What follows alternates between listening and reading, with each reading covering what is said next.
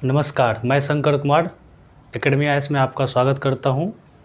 बिना वक्त गवाए हम लोग आज अपने टॉपिक पे आ जाते हैं। कल हमने क्या देखा था? पिछले पार्ट में 1857 की क्रांति हम लोग पढ़ रहे थे, ठीक है। उसमें हमने कल कारण देखा कि आखिर 1857 की क्रांति क्यों हुआ था।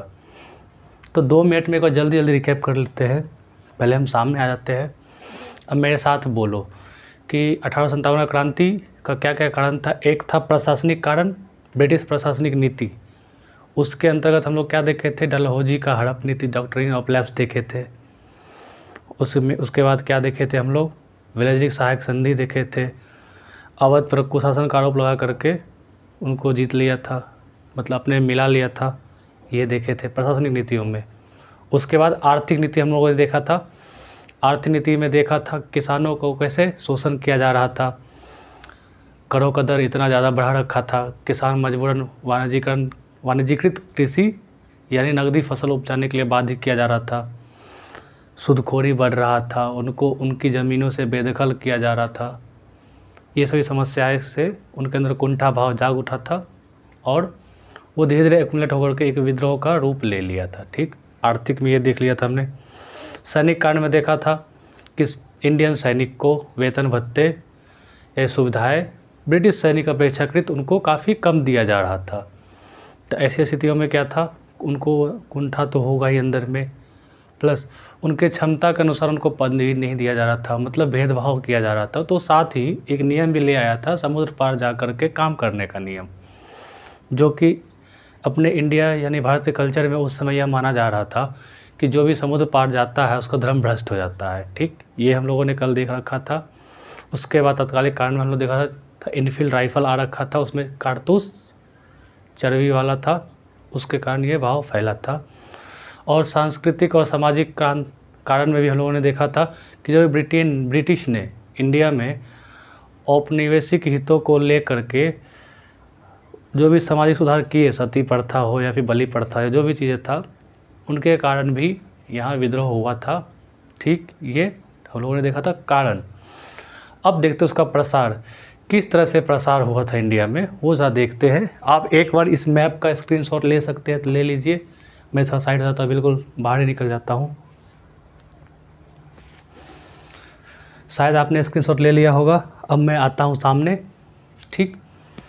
तो साथ में हम लोगों ने देखा था 1857 का क्रांति जब हो रहा था तो उस समय ब्रिटेन का पीएम था पामस्टन, महारानी विक्टोरिया भी थी, तो साथ में गवर्नर जनरल भारत का कैनिंग था।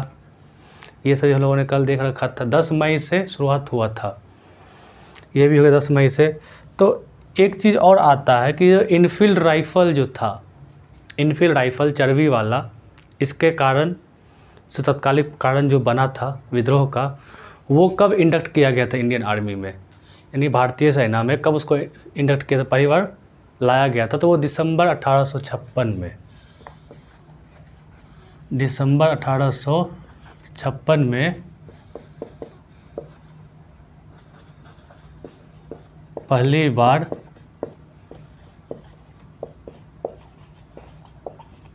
इनफील्ड राइफल को लाया गया था। ये पूछा गया है पीसीएस में, घटना चक्र में देखेंगे या फिर स्पेक्ट्रम वगैरह हम देखेंगे तो ये आपको मिल जाएगा कि दिसंबर 1856 में पहली बार इनफील्ड राइफल को लाया गया था, ठीक।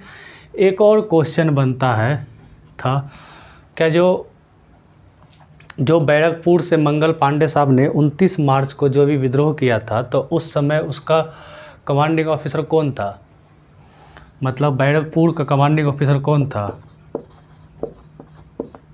बैरकपुर का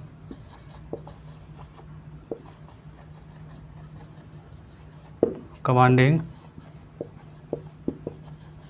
ऑफिसर कौन था? फैरसे, ठीक। फैरसे नहीं, सॉरी फैरसे नहीं था, हैरसे बोलते हैं इसको। कमांडिंग ऑफिसर जो है हैरसे था, ठीक है। और ये कब हुआ था बैरकपुर वाला कांड, मंगल पांडे वाला? 29 मार्च को हुआ था। 8 अप्रैल को फांसी दे दिया था और 10 मई को मेरठ से विधिवत शुरुआत। ये हम लोगों ने पहले पढ़ रखा था, आज बस देखा दिसंबर 1856 में इनफील्ड राइफल आया था जिस समय मंगल पांडे ने विद्रोह किया था। उस समय बैरकपुर छावनी का ऑफिसर जो था, कमांडिंग ऑफिसर हेड से था। ठीक, ये 2 पॉइंट हम लोगों ने आज देखा नया। अब यहाँ से देखना चालू करते हैं हम लोग कि कैसे कैसे क्या हुआ था। जब 10 मई को जब विधिवत शुरुआत मेरठ से हो चुका था तो मेरठ से सेना निकला और वो धीरे धीरे दिल्ली की ओर कूच किया और 12 मई को दिल्ली पर कब्जा कर लिया। युद्ध हुआ, 12 मई को दिल्ली पर कब्जा कर लिया।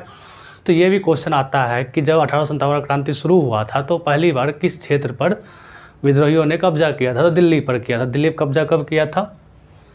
दिल्ली पर कब्जा जो हो, ये दिल्ली जो है इस पर कब्जा कब किया था? 12 मई 1857 को। ध्यान देंगे, दिल्ली पर जब कब्जा किया था 12 मई 1857 को विद्रोहियों ने, तो उस समय इनके लिए काफ़ी एम्बेरस फील हुआ। ब्रिटिश काफ़ी एम्बेरस्ड हुए और जब ब्रिटिश ने यानी ब्रिटिश सरकार ने जब इसको रिटालिएट किया इस विद्रोह का, जब वो आए और इसको विद्रोह दबाना चालू किए तो पहली बार दिल्ली को ही उन्होंने आज़ाद करवाया विद्रोहियों से। और वो कब आज़ाद करवाया था? 14 सितंबर को। ठीक, 14 सितंबर मैं लिख देता हूँ यहाँ पे, 14 सितंबर 1857 को दिल्ली जीता किसने? ब्रिटिश ने। और इस लड़ाई में निकलसन जो है मारा गया था, गया। ठीक है, इस लड़ाई में क्या हुआ था? निकलसन जो है यह मारा गया। यहाँ तक क्लियर है? मतलब पहली बार दिल्ली पर कब्जा 12 मई 1857 को क्रांतिकारियों ने किया और फिर 14 सितंबर 1857 को फिर ब्रिटिश जो है वापस ले लिया, क्रांतिकारियों से जीत गया और उस क्रम में जो है निकलसन मारा गया। ठीक, यहाँ तक ख़त्म है। अब हम लोग देखते हैं एक चीज़। अब यहाँ पे देखिए, जिस समय 1857 क्रांति हो रहा था, मुगल सम्राट कौन था इंडिया में? तो उस समय बहादुर शाह जफर द्वितीय। कौन था?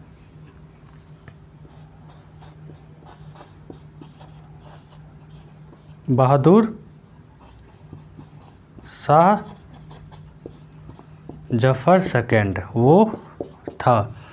और पता है एक चीज़, बहादुर शाह जफर सेकंड तो था, इन्होंने वायसराय किसे नियुक्त किया था इंडियन को? वायसराय बनाया किसको बनाया था? ये जो है अपना किधर गया? खान बहादुर शाह बरेली का, इसको वायसराय बनाया था।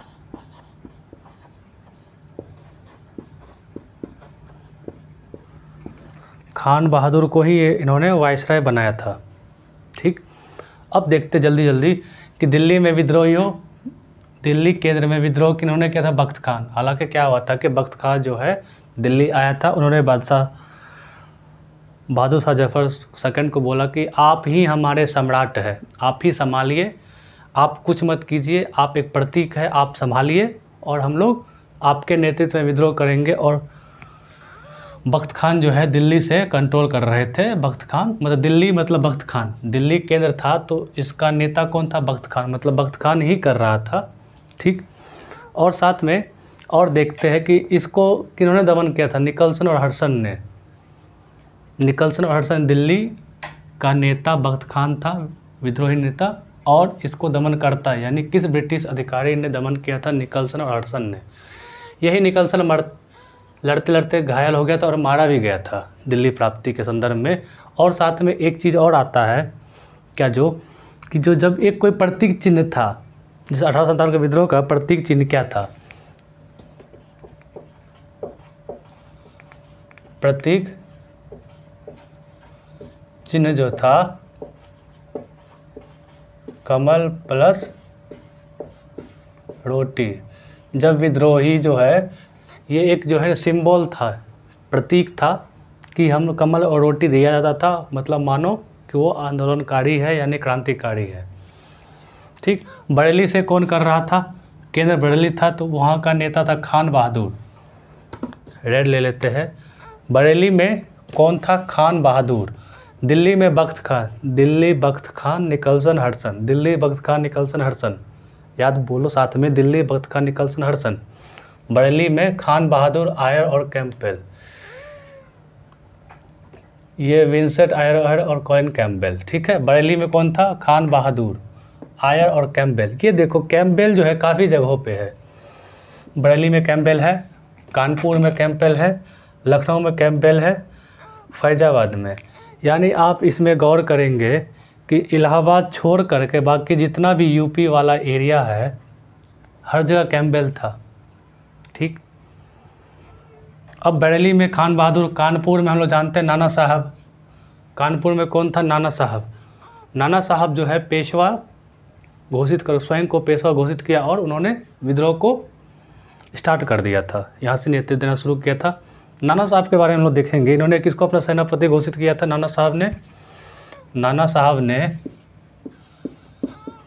सेनापति घोषित किया था किसको?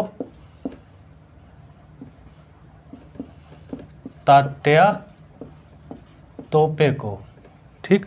और तात्या टोपे जो है बहुत ही सुलझे हुए और बहुत ही तेज तर्रार सेनाधिकारी थे, ठीक। और इस तात्या टोपे का बचपन का नाम क्या था? तो हम लोग ध्यान देंगे, बचपन का नाम जो है इसका रामचंद्र पांडु रंग था, ठीक है। रामचंद्र पांडु रंग था तात्या टोपे। और इसी तात्या टोपे को जो है उसका दोस्त था एक मान सिंह, उन्होंने पकड़वा दिया था और उनको फांसी हो गया था। एक मिनट में था पसीना अपना पूछ लूँ।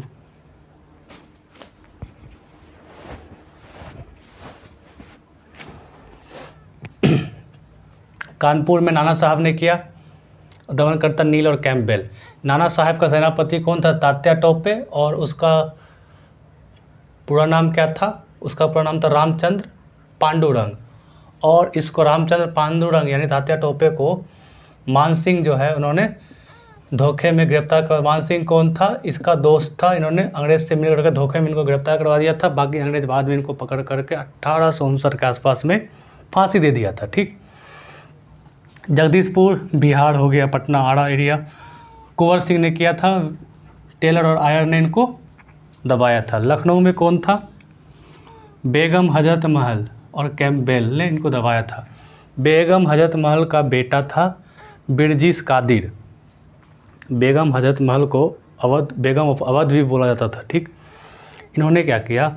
अपने बेटे बिरजिस कादिर को वहाँ का लखनऊ का नवाब घोषित किया और स्वयं सत्ता संचालन हाथ में ली और विद्रोह में कूद पड़ी।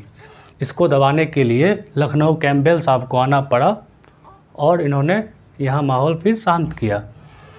दूसरा है एक फैज़ाबाद। फैज़ाबाद में था कौन? मौलवी अहमदुल्ला। इसको कॉलिन कैंपबेल ने ही दबाया था फैज़ाबाद में। मौलवी अहमदुल्ला का क्या प्रॉब्लम था कि मौलवी अहमदुल्ला के बारे में हम लोग एक चीज़ जानेंगे कि ये बहुत ही कुशल और कुशाग्र बुद्धि वाला बहुत ही तेज़ तर्रार सेनापति था विद्रोहियों का। कहा जाता है कि अंग्रेज़ सबसे ज़्यादा इनमें डरते थे तो मौलवी अहमदुल्ला से डरते थे। इसीलिए सोचिए 1857 के समय में इनको पकड़ने के लिए 50,000 रुपये का इनाम की घोषणा किया था। फैज़ाबाद के थे सीड मौलवी अहमदुल्ला। फैज़ाबाद का मौलवी अहमदुल्ला। आप बस ध्यान रखेंगे कि यूपी में झांसी और इलाहाबाद को छोड़ दे तो बाकी हर जगह कैंपबेल ने आकर के मोर्चा संभाला था और विद्रोहियों को दबाया था, ठीक। अब आते हैं झांसी पे। झांसी में लक्ष्मीबाई थी। एक एग्ज़ाम में पूछा गया था बीपीएससी या किसी एक एग्ज़ाम में कि लक्ष्मीबाई का जन्म कहाँ हुआ था, यानी मतलब वो मूल कहाँ से आए थे। हालांकि इनका नाम मणिकर्णिका है। इनका जन्म हुआ था वाराणसी में। वाराणसी अभी का वाराणसी जो है वहाँ हुआ था। इनको क्या दबाया था किन्होंने? हीरोज ने। मतलब झांसी का जो है लक्ष्मीबाई थी, झांसी की नेता लक्ष्मीबाई, और इनका जो है दमन जो है हीरोज ने किया था। जब हीरोज से लड़ते लड़ते ग्वालियर में लक्ष्मीबाई मारी गई तो हीरोज ने एक स्टेटमेंट दिया। बहुत ही शानदार स्टेटमेंट है कि जो भारतीय विद्रोहियों में यहाँ रहने वाला जो भी भारतीय विद्रोहियों में जो भी सोई हुई थी, जब मर गई, वो शहीद हो गई, तो वो उनका सब नीचे गिरा हुआ था। तो उन्होंने बोला इन भारतीय विद्रोहियों में जो अकेली ये महिला सोई हुई है वो अकेला शेर थी, मतलब अकेला मर्द थी वो। तो इतना उनको एक इम्प्रेस था वो हीरोज। इलाहाबाद जो है अभी वर्तमान में क्या है, प्रयागराज नाम हो चुका है इसका, लियाकत अली। कर्नल नील ने यहाँ मोर्चा संभाला और इलाहाबाद में विद्रोह का दमन किया। इलाहाबाद में जब कर्नल नील ने लियाकत अली के विद्रोह का दमन कर दिया तो उस समय जो है भारत का गवर्नर जनरल कौन था, कैनिंग। कैनिंग ने इलाहाबाद को जो है आपातकालीन राजधानी बना रखा था, मतलब जो भी अपना ऑफिस सेटअप था उन्होंने इलाहाबाद में कर रखा था। आपातकालीन ऑफिस जो है अंग्रेज का,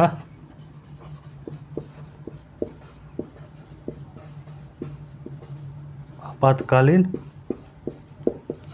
ऑफिस ऑफ कैनिंग। कैनिंग का ये आपातकालीन ऑफिस था इलाहाबाद। असम में कौन था, दीवान मनीराम दत्त। असम में दीवान मनीराम दत्त। जल्दी जल्दी बोलते। दिल्ली में बख्त खां, दिल्ली में बख्त खां। बरेली में खान बहादुर। कानपुर में नाना साहब। जगदीशपुर में कुंवर सिंह।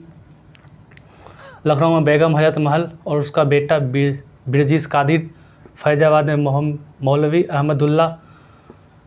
झांसी में लक्ष्मीबाई। इलाहाबाद में लियाकत अली और असम में दीवान मनीराम दत्त। ठीक, ये सभी आ गया नाम इनका। इन्होंने ये सब काम किया। देखो ये फैक्ट पूछा हुआ है, ये फैक्ट पूछा हुआ है, ये फैक्ट पूछा हुआ है, ये फैक्ट पूछा हुआ है। मानसिंह पकड़वाया था, इनका क्या नाम था, ये पूछा गया है, ये पूछा गया है। प्रतीक चिन्ह क्या था, ये पूछा गया है। दिल्ली को सबसे पहले इन्होंने किया था, ये पूछा। ये जितना मैंने स्टार मार्क लगाया है ये सभी आपके पीसीएस पेपर में आ चुके हैं। नहीं विश्वास होता है तो आप एक बार आप देख सकते हैं, प्रीवियस ईयर को उठा के चेक कर लीजिए। अभी घटना चल रही है, कोई भी बुक्स जिसमें कंपाइलेशन है सभी पीसीएस के क्वेश्चंस का, यूथ पब्लिकेशन या फिर जिनका भी हो, आप उनको देख सकते हैं एक बार। ठीक, ये हो गया हमारा प्रसार।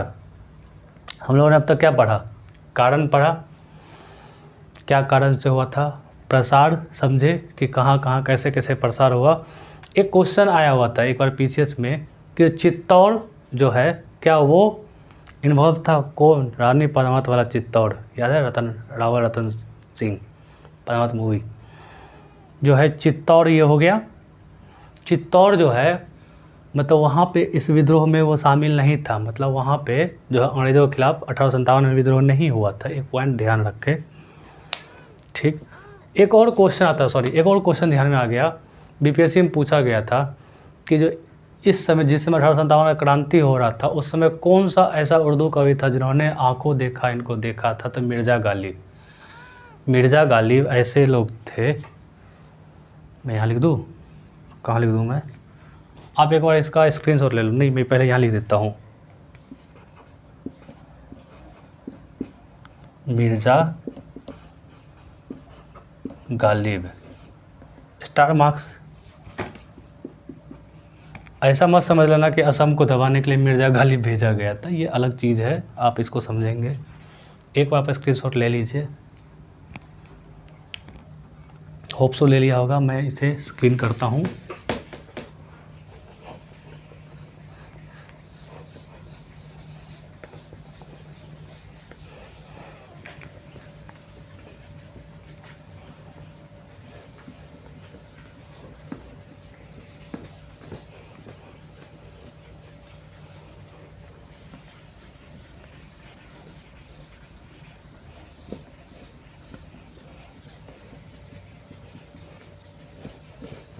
हम लोगों ने अब तक कारण देख लिया, कारण के साथ साथ कैसे कैसे किस किस क्षेत्र में प्रसार हुआ, किसने दबाया, ये देख लिया। अब देखते हैं क्या यह आंदोलन सफल रहा या असफल रहा, या अगर यह असफल रह गया तो क्यों रहा, कुछ तो कारण रहा होगा। फैक्ट हमने देख लिया, जितना पीसीएस में पूछता है या पूछा था हमने फैक्ट देख लिया। एक और चीज़ देखते हैं थोड़ा सा जानने के से पहले कि असफल सफल से पहले हम लोग उसका मूल्यांकन करेंगे, उससे पहले देख लेते हैं कि जिस समय भारत का ये क्रांति हुआ 1857 में, तो क्या संपूर्ण भारत इसमें इन्वॉल्व था? नहीं, संपूर्ण भारत इसमें इन्वॉल्व नहीं था। ये बात ध्यान रख ले कि पूर्ण भारत में एक साथ आंदोलन नहीं हो रहा था। कुछ ऐसे क्षेत्र थे, जैसे कि मैं बताना चाहूँगा सिंधिया, मैं लिख दूँ यहाँ, एक मिनट मैं लिख देता हूँ, मैं तो साइड हो जाता हूँ, मैं इस ओर से ही लिखता हूँ।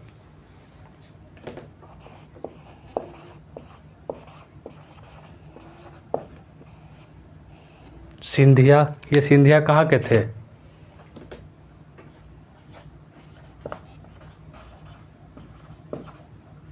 ग्वालियर का सिंधिया था।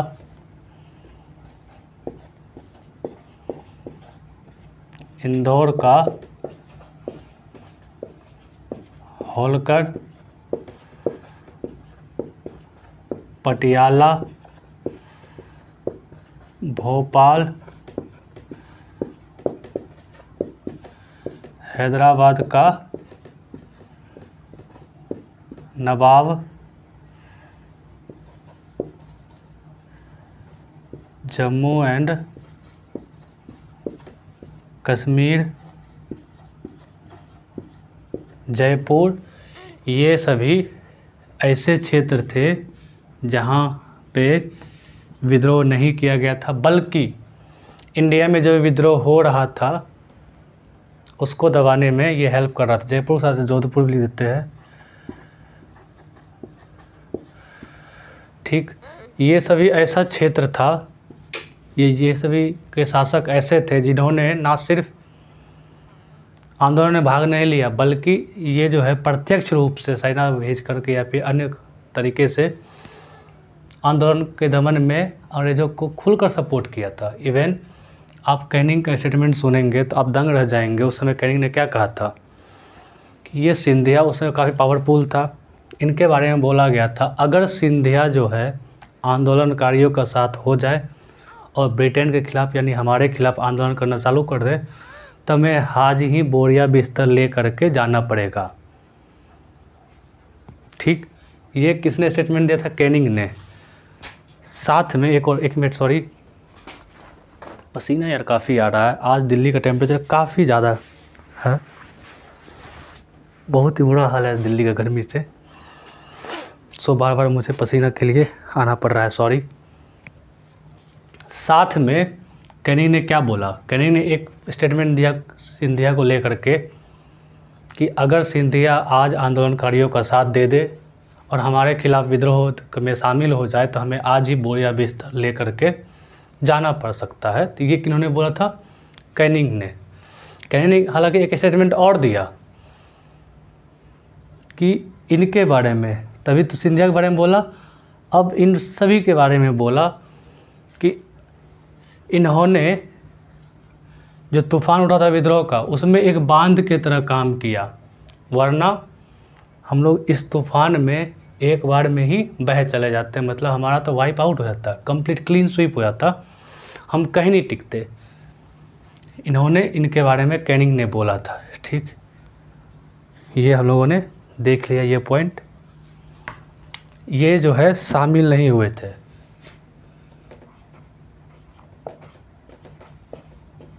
विद्रोह में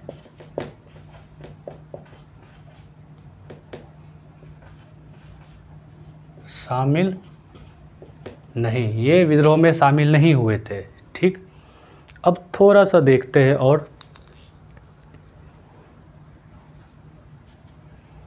एक और फैक्ट देखते हैं, बहुत ही अच्छा फैक्ट है।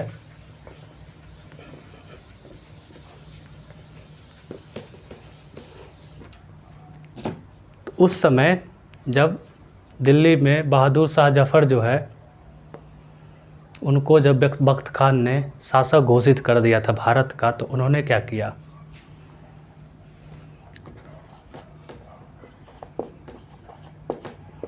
बहादुर शाह जफ़र सेकेंड, इन्होंने क्या किया? बख्त खां को उपाधि दिया। कौन सा उपाधि? आप लोग सोचो, क्या कभी पढ़ा है? थोड़ा सा दिमाग लगाओ। साहब ए आलम बहादुर का उपाधि दिया था। क्या दिया था? साहब ए आलम बहादुर का। साहब ए आलम बहादुर की उपाधि। बहादुर शाह जफर सेकंड ने बख्त खां को साहब आलम बहादुर की उपाधि दिया था। ठीक, इसका आप देख ले। अब देखते हैं कि आंदोलन में कौन कौन शामिल हुआ था, कौन कौन शामिल नहीं हुआ था। ठीक, मतलब क्या संपूर्ण भारत शामिल हुआ था? क्या भारत के जितने भी लोग थे क्या सबने मिल के भाग लिया था? देखते हैं किसने भाग लिया।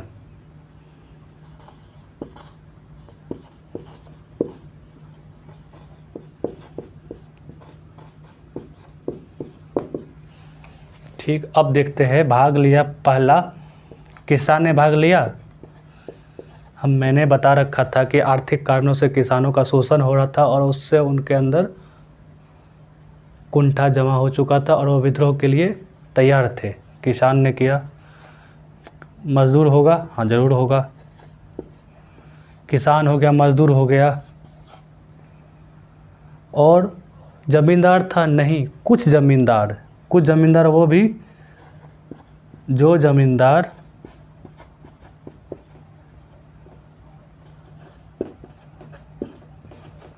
अंग्रेज से त्रस्त थे। मतलब जो अंग्रेज से के खिलाफ थे, यानी अंग्रेज ने किसी न किसी तरीके से उनका शोषण किया, चाहे उसको ज़मींदारी छीन लिया गया था या ट्रांसफ़र कर दिया गया था, उसने भाग लिया। सेना ने भाग लिया। लेकिन गोरखा, पंजाब और सिख जो है, इन लोगों ने भाग नहीं लिया था। ध्यान रखें, सेना जो है मुख्यतः अवध का लिया था भाग। अवध यानी यूपी का क्षेत्र जो भी था उसने भाग लिया था। बाकी बोल सकते हैं किसने भाग लिया? सारा ज़मींदार नहीं है। अगर ऑप्शन में आ जाएगा कि निम्नलिखित में से किसने भाग लिया, तो ज़मींदार को हम लोग छांट के चलेंगे, नहीं लेंगे। कुछ ज़मींदार जो अंग्रेज़ों के पसंद में नहीं थे, वो उससे नफरत कर रहे थे, वो तो साथ आएंगे। ये जो है बाबू वीर कुंवर सिंह, वो भी तो ज़मींदार ही थे। किसने भाग नहीं लिया? भाग नहीं लिया। मध्यम वर्ग ने भाग नहीं लिया। जमींदार ने भाग नहीं लिया। सूदखोर व व्यापारी ने भाग नहीं लिया। मध्यम वर्ग, जमींदार, सूदखोर, व्यापारी ने भाग नहीं लिया था। ठीक, किसने भाग लिया ये देख लिया। किसने भाग नहीं लिया? बहादुर शाह जफर ने बख्त खां को साहब आलम बहादुर का उपाधि दिया था। ये भी हम लोग देख लिए। क्वेश्चन आता है और ये सब पूछा हुआ क्वेश्चन है। अब आगे देखते हैं। आप लोगों को लग रहा होगा कि आज का सेशन काफ़ी फास्ट ले रहे हैं, हालांकि इसमें समझाने वाला कुछ है नहीं। जो भी समझाने वाला था कल था, जो मैंने ले रखा था। आज फैक्ट है, यानी प्रीवियस ईयर में पूछे गए क्वेश्चंस है, कहाँ से बन के आए थे, वो सब फैक्ट है। अब देखते हैं क्या विद्रोह सफल रहा था? नहीं, सफल नहीं रहा था। तो असफलता का कारण देखते हैं।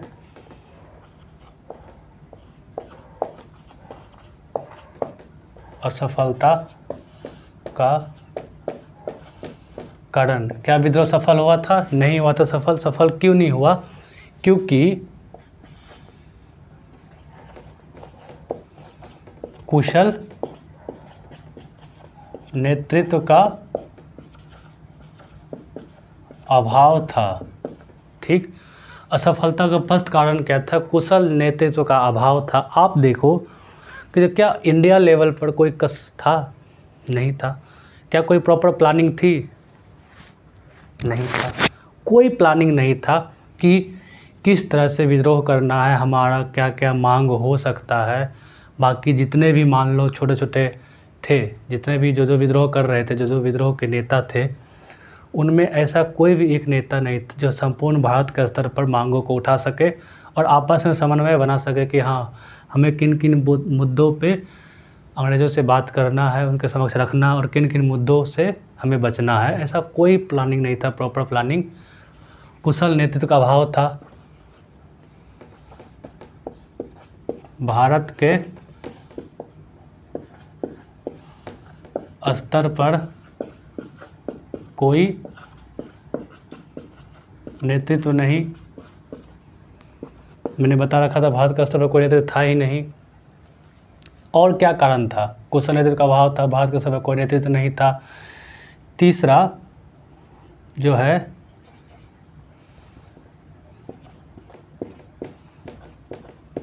सैनिक जो है आधुनिक हथियार की कमी था, सैनिक आधुनिक हथियार की कमी था, प्लस सेना में कोई प्रॉपर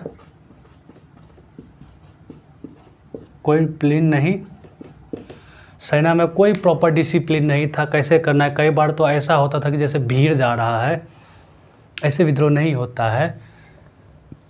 असफलता का कारण ये सब चीज़ था। और जो है क्षेत्रीय स्वरूप था।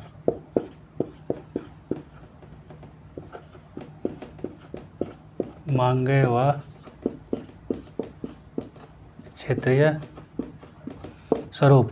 वीर कुंवर सिंह जी अपने हक के लिए लड़ रहे थे कि ठीक उनकी ज़मींदारी छीन गई, वो लड़ रहे थे। इधर बेगम हजरतमाल लखनऊ में अपने लिए लड़ रही थी, झांसी की रानी डॉक्ट्रिन ऑफ लेफ्ट के तहत जो उनसे उनका झांसी छीन लिए गए थे, उनके अपने कारण से लड़ रही थी। यानी सबका अपना अपना कारण था, यानी क्षेत्रीय मांगे थी और क्षेत्रीय स्वरूप था। जो भी झांसी का सेना था वो झांसी के लिए लड़ रहा था, लखनऊ का सेना लखनऊ के लिए लड़ रहा था, बख्त खां दिल्ली में दिल्ली के लिए कर रहा था मैनेजमेंट। तात्या टोपे ग्वालियर से लेकर के कानपुर तक इनका हेल्प कर रहा था। तो अलग अलग तरह से क्षेत्रीय स्वरूप लिया हुआ था। प्रॉपर एक कोऑर्डिनेशन था ही नहीं कि अगर हर कोई मिलता और प्रॉपर एक डिमांड रखता कि ठीक है इन बिंदुओं पर अंग्रेज़ों को हार मानना है या फिर अंग्रेज़ों को उखाड़ फेंकना है, कोई एक लक्ष्य तो तय करता, वो था ही नहीं। जो वो नहीं था तो हारना या सब असफलता का तो कारण होगा ही। 5 मध्यम वर्ग दूर रहा। इस आंदोलन में मध्यम वर्ग रहा ही नहीं, ठीक, ये कारण था।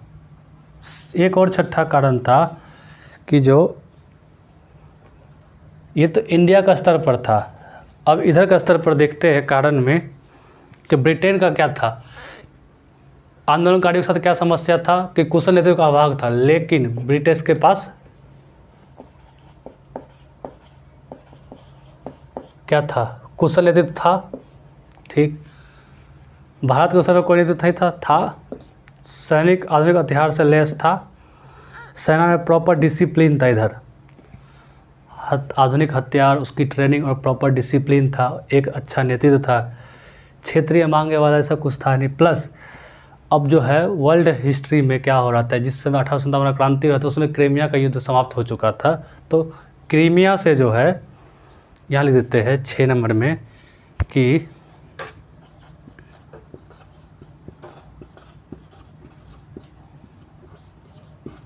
क्रीमिया से ब्रिटिश सैनिक फ्री होके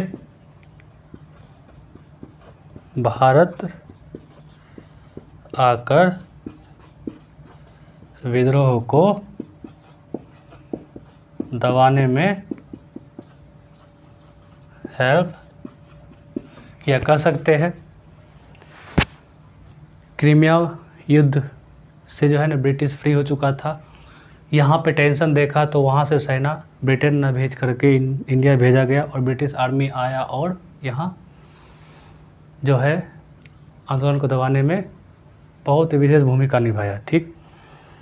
साथ में 7वां पॉइंट दे देंगे कि क्योंकि भारत का बहुत सारे रजवाड़े तो सपोर्ट में थे। हम लोग अभी देखे थे सिंधिया वगैरह,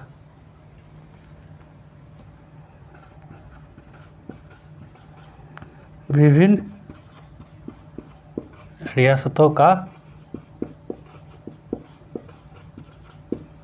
ब्रिटिश प्रेम, कह सकते हैं। असफलता का कारण विभिन्न रियासतों का ब्रिटिश प्रेम, ये था हमारा असफलता का कारण। ठीक, हमने क्या क्या अब तक पढ़ लिया? हमने पढ़ लिया कि आंदोलन क्यों, आंदोलन का हमने क्या पढ़ा? कारण। दूसरा पढ़ा प्रसार। तीसरा पढ़ा असफलता का कारण। चौथा हम लोग क्या पढ़े? कारण देख लिया, प्रसार देख लिया, असफलता का कारण देख लिया। चौथा जो है हम लोग पॉइंट देखेंगे कारण, प्रसार, असफलता, कारण के बाद कि इसका प्रभाव क्या था। कोई भी आंदोलन ख़त्म होता है तो कुछ तो प्रभाव होगा, तो हम लोग देखते हैं इसका प्रभाव। स्क्रीनशॉट ले लीजिए एक बार। ठीक,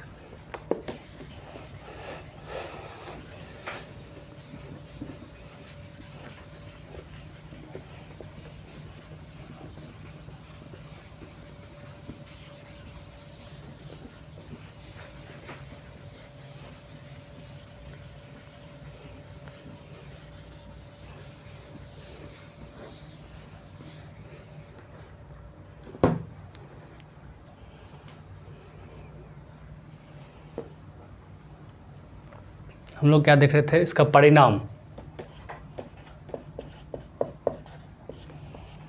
परिणाम ये रहा कि ब्रिटिश को समझ में आ गया कि भारत में लंबे समय तक शासन करना है तो इनको बिना डिस्टर्ब किए बिना शासन करना चाहिए, यानी सामाजिक सांस्कृतिक हस्तक्षेप को हमें न्यूनतम करना चाहिए।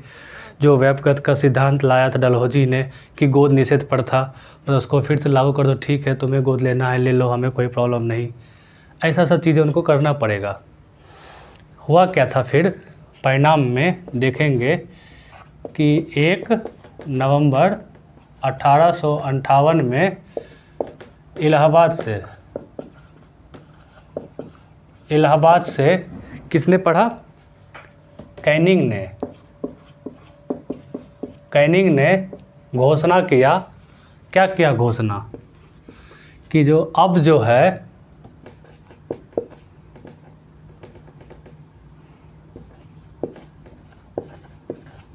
कंपनी का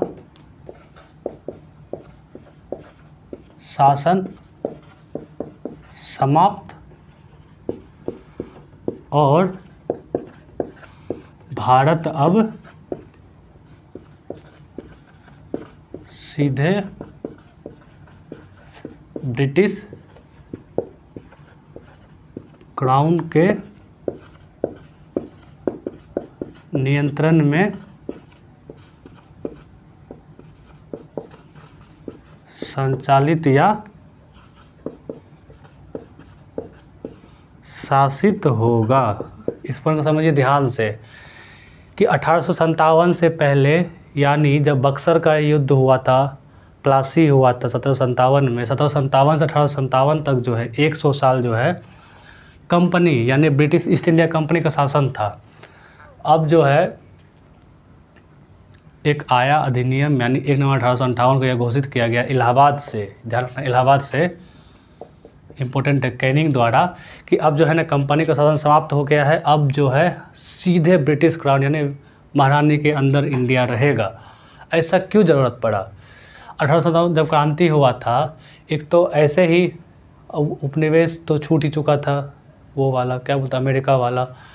1857 के क्रांति के बाद जो है ब्रिटिश को लगा कि ऐसा ना हो कि हमारा ब्रिटेन का छवि जो है वो धूमिल हो और साथ ही भारत पर जो है ना पकड़ कमज़ोर हो जाए कंपनी का, जिससे ब्रिटिश हित को चोट ना पहुंच जाए, यानी ब्रिटिश हित बाधित ना हो जाए। इसलिए इसके मद्देनज़र रखते हुए उन्होंने सोचा कि क्यों ना हम कंपनी शासन को समाप्त करें और स्वयं डायरेक्ट हो।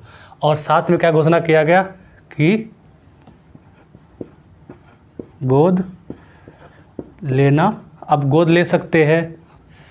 और क्या घोषित किया? आप लोग सोचो ना उस समय क्या क्या हुआ था। गोद लेने के साथ साथ जो है अब जो है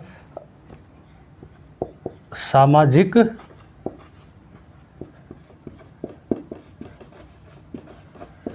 सामाजिक सांस्कृतिक क्षेत्र में जो है पहले हस्तक्षेप किया था उन्होंने सामाजिक सांस्कृतिक क्षेत्रों में कानून ला करके सती प्रथा विधवा पुनर्विवाह आदि किया था। तो अब बोला कि सामाजिक सांस्कृतिक क्षेत्र में जो हम हस्तक्षेप नहीं करें, यानी हस्तक्षेप की नीति, यानी सामाजिक सांस्कृतिक क्षेत्र में हस्तक्षेप की नीति। ठीक, अब जो है विलय विस्तार की नीति नहीं, यानी अब जो है भारत में विलय विस्तार की नीति नहीं होना चाहिए। यानी विलय विस्तार की नीति नहीं करेगा तो क्या होगा कि अब जो है जो भी शासक वर्ग है उसका भावना आहत नहीं होगा, उसकी क्षेत्रीयता पे संकट नहीं आएगा, तो वो जो है ब्रिटिश क्राउन के लिए जो है बहुत नुकसानदायक सिद्ध नहीं होगा, वो विद्रोह के लिए नहीं करेगा। मतलब ये सभी चीज़ें कर रहा था कि ब्रिटिश क्राउन के खिलाफ अब विद्रोह ना हो, क्योंकि उनका मेन काम था भारत से औपनिवेशिक लाभ कमाना, ना कि इन उलझनों में पड़ना। वो चाह रहा था, अब क्राउन चाह रहा था कि हम ऐसे सभी उलझनों से बचे और सीधे सीधे जो है ना ब्रिटिश को भारत से लाभ पहुँचवाए। तो उस हिसाब से बोला विलय विस्तार की नीति अब त्याग दो, अब कोई ज़रूरी नहीं है, जो भी रजवाड़े राजा रहे, मतलब अब जो भी रियासतें हैं, रियासतों के प्रति विलय की नीति भी समाप्त। ठीक, क्या क्या हुआ 1857 के तहत जो है परिणाम में जो है कंपनी शासन समाप्त हो गया। अब सीधे ब्रिटिश क्राउन के नियंत्रण में संचालित होगा, गोद लेना अलाउ हो गया, सामाजिक सांस्कृतिक क्षेत्र में हस्तक्षेप नीति शुरू हो चुका था। अब जो विलय विस्तार की नीति को त्याग दिया गया, साथ ही रियासतों के प्रति विलय की नीति भी समाप्त कर दिया गया। यानी अब ऐसा कोई भी उलझन में नहीं फंसना चाहेगा वो, ताकि उसके औपनिवेशिक हित बाधित ना हो। अब एक और पॉइंट आता है कि क्या बस क्राउन के नियंत्रण में था, एक और चीज़ हुआ था इसी के साथ। आप देखेंगे कि जो बोर्ड ऑफ कंट्रोल था पहले कंपनी के समय में, बोर्ड ऑफ कंट्रोल से जो है ना बहुत सारे नियमें यहाँ आती थी और संचालित होती थी। अब जो है बोर्ड ऑफ कंट्रोल को की समाप्ति कर दी, क्योंकि कंपनी का शासन ही नहीं रहा तो बोर्ड ऑफ कंट्रोल क्या करेगा, यानी बोर्ड ऑफ कंट्रोल की समाप्ति हो गया। और साथ में क्या किया कि लंदन में जो है, लंदन में एक भारत सचिव पद व उसके सहयोग हेतु 15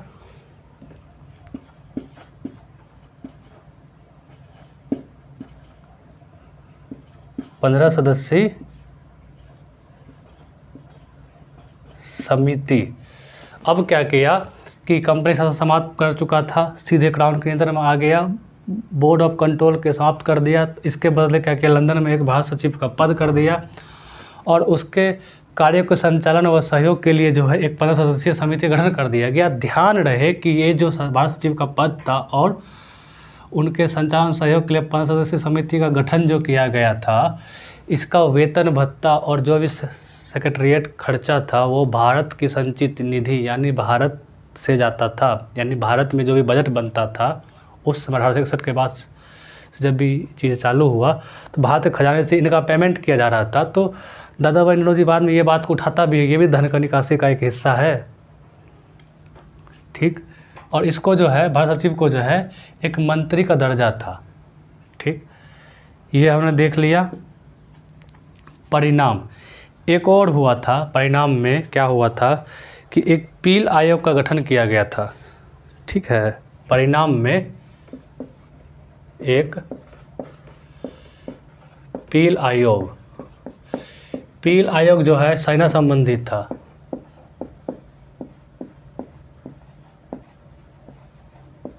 सेना संबंधी था।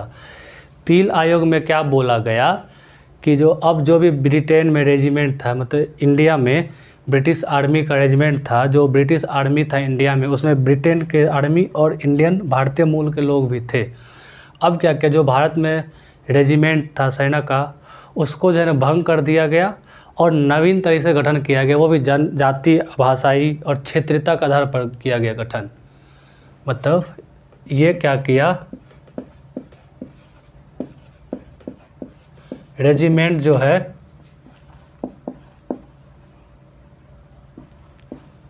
भाषाई, धर्म व क्षेत्रीयता के आधार पर, यानी ये पील आयोग जो था, ठीक, पील आयोग का संबंध सेना संबंधित था। ये 1858 के आसपास आया हुआ था। इसका काम क्या था कि सेना को रिफॉर्म करना, सैन्य रिफॉर्म से संबंधित था। इन्होंने क्या किया, भारत में जो भी ब्रिटिश भारत के रेजिमेंट थे उसको भंग करके नए तरीके से भाषाई, धर्म और क्षेत्रीयता के आधार पर गठन कर दिया कि मान लो सिख है तो एक सिख का अलग रेजिमेंट होगा, इसमें सिख ही होंगे। इससे क्या होगा कि अब वो जो है सिख को जो है अगर साउथ में कहीं दबाना हो हमें कोई विद्रोह, तो सिख को उसके प्रति बहुत ज़्यादा लगाव नहीं रहेगा। मतलब धर्म के आधार पर, क्षेत्रीयता और भाषा के आधार पर आपस में फूट डाल दिया रेजिमेंट। दूसरा क्या किया कि ब्रिटेन में पहले जो है ना 45,000 के आसपास, 46,000 के आसपास जो है ब्रिटिश आर्मी था, और अब जो बढ़ा करके 63,000 इससे प्लस कर दिया। यानी अब जो है संख्या को बैलेंस किया गया।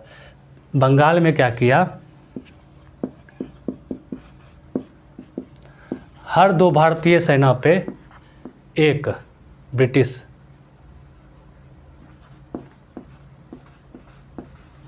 सैनिक रेशियो, ये क्या था, भारतीय अंग्रेज, ये सैनिक रेशियो भारतीय अंग्रेज। अब क्या हुआ, 2 भारतीयों पर 1 ब्रिटिश सेना रहेगा बंगाल में, और मद्रास और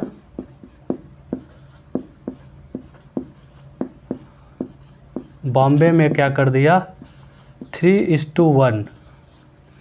बंगाल में 2:1, क्योंकि बंगाल ही मेन था कारण विद्रोह का, बंगाल से उठा था। बंगाल में 2:1 और मद्रास और बॉम्बे में 3:1 कर दिया। ये था पील आयोग।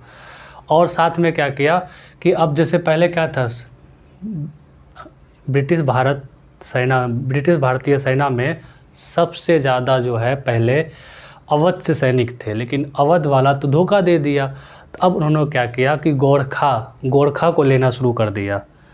मतलब मैं ठीक से लिख दूँ या टेढ़ा होता जा रहा है ब्लैक बोर्ड पे। नवीन सैन्य भर्ती में गोरखा, पंजाबी यानी उत्तरी क्षेत्र, उत्तरी पंजाबी प्लस सिख को प्राथमिकता दिया गया। ठीक, पील आयोग क्या क्या किया देख लो। पील आयोग क्या क्या किया वो हम लोग देख लिए। अब जो भी नवीन भर्ती होगा उसमें अवध के बदले गोरखा, पंजाबी, सिख आदि को प्राथमिकता दिया जाने लगा था। ये था हमारा पील आयोग का परिणाम। हमने देख लिया क्या क्या हुआ। भारत के संदर्भ में क्या परिणाम हुआ कि दबा दिया गया, थोड़ा सा जो है ना 1861 का एक्ट आ गया, उसके तहत जो है कोशिश किया गया कि थोड़ा सा भारतीयों का भी सहयोग ले शासन में, ताकि विद्रोह न्यून से न्यून हो। और जो भी राजे रजवाड़े ने 1857 के क्रांति में ब्रिटिश का सहयोग किया था, उसके साथ वो अच्छा बर्ताव करे और उसको थोड़ा सा फ़ायदा वगैरह पहुंचाए। ये ही था परिणाम। ठीक, हम लोगों ने एक बार स्क्रीनशॉट आप ले लो।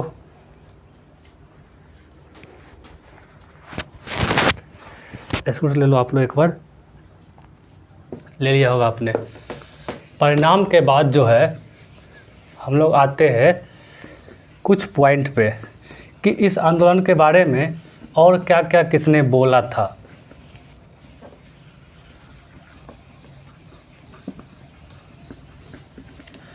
किसने क्या क्या बोला था ये भी जानना हमारे लिए काफ़ी ज़रूरी है।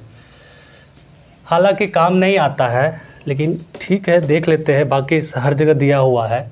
यहाँ पे कुछ चुनिंदा 4-5 का ही जिक्र करेंगे हम लोग, बहुत ज़्यादा इस पे नहीं जाएंगे क्योंकि बहुत ज़्यादा काम का है नहीं है। जेम्स आउट्रम,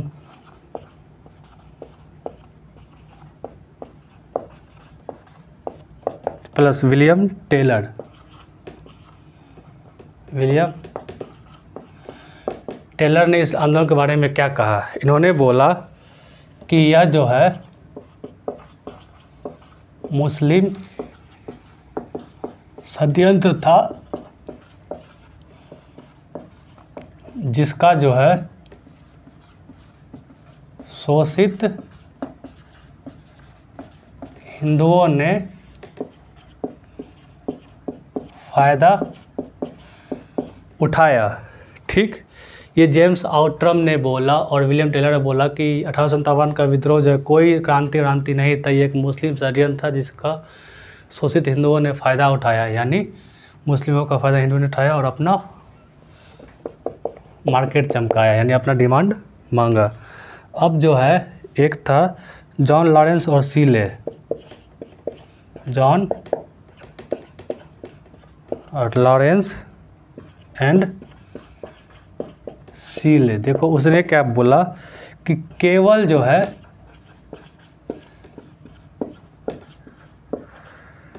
सैनिक विद्रोह था। ठीक है, और एक था टी.आर. होम्स। टी.आर. होम्स ने क्या बोला? बर्बरता एवं सभ्यता के बीच युद्ध। हमने क्या देखा? जेम्स आउट्रम, विलियम टेलर ने क्या बोला कि 1857 का क्रांति कोई क्रांति नहीं था, सीधा यह मुस्लिम का षड्यंत्र था जिसका जो है न शोषित हिंदुओं ने फ़ायदा उठाया। जॉन लॉरेंस और सीले ने क्या बोला? यह केवल सैनिक विद्रोह था, इसका राष्ट्रीय आंदोलन से कोई लेना देना नहीं है। ठीक, टी.आर. होम्स ने क्या बोला? बर्बरता एवं सभ्यता के बीच जो है एक युद्ध था। ठीक, और वी.डी. सावरकर ने क्या बोला? वी.डी. सावरकर ने एक पुस्तक लिखा था। ठीक है, इसमें था दी वार ऑफ इंडियन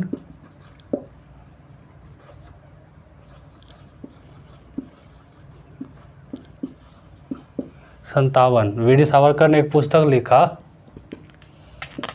ये क्या है? बुक। वी.डी. सावरकर ने एक पुस्तक लिखा कि the war of Indian independence 1857। तो उसमें इन्होंने क्या बोला वी.डी. सावरकर ने कि यह जो है भारत का प्रथम स्वतंत्रता संग्राम है, भारत का प्रथम स्वतंत्रता संग्राम है, यह वी.डी. सावरकर ने बोला। ठीक, और उस समय जो है एस.एन. सेन जो है क्या था? सरकारी इतिहासकार था। किस चीज़ का? 1857 का सरकारी इतिहासकार। इसके बुक का नाम क्या है? 1857। बुक का ही नाम 1857। ठीक है, एस.एन. सेन का जो है सरकारी इतिहासकार था, 1857 में बुक लिखा 1857। इन्होंने क्या बोला था? एस.एन. सेन ने बोला था कि चूँकि यह तो है एक सैन्य विद्रोह से शुरू हुआ था, लेकिन आगे चलकर इन्होंने है न एक व्यापक राष्ट्रीय विद्रोह का रूप धारण कर लिया था। एस.एन. सेन ने यह बोला कि आरंभ में तो यह सैन्य विद्रोह था, लेकिन बाद में धीरे धीरे इन्होंने व्यापक रूप धारण कर लिया और यह जो है सैन्य विद्रोह से आगे बढ़ करके यह राष्ट्रीय आंदोलन तो नहीं कर सकते हैं, एक व्यापक मतलब राष्ट्रीय रूप ले लिया था। ऐसा कुछ उन्होंने एस.एन. सेन साहब ने बोला था। ठीक, अब जो है एक है मजूमदार साहब ने क्या बोला? उन्होंने लिखा, ना तो प्रथम, एंड ना ही राष्ट्रीय और ना ही स्वतंत्रता संग्राम है।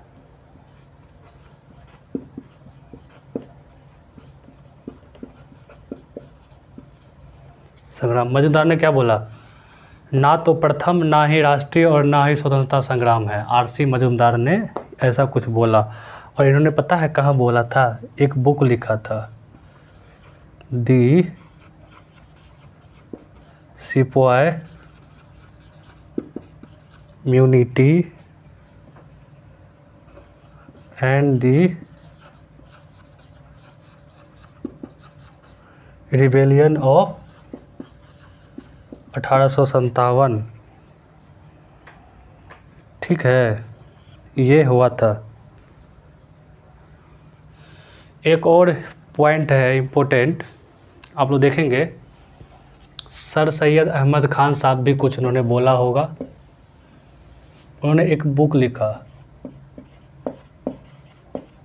सैयद अहमद खान ने एक बुक लिखा था। उस बुक का क्या नाम था कि असबाब ए बगावत ए हिंद।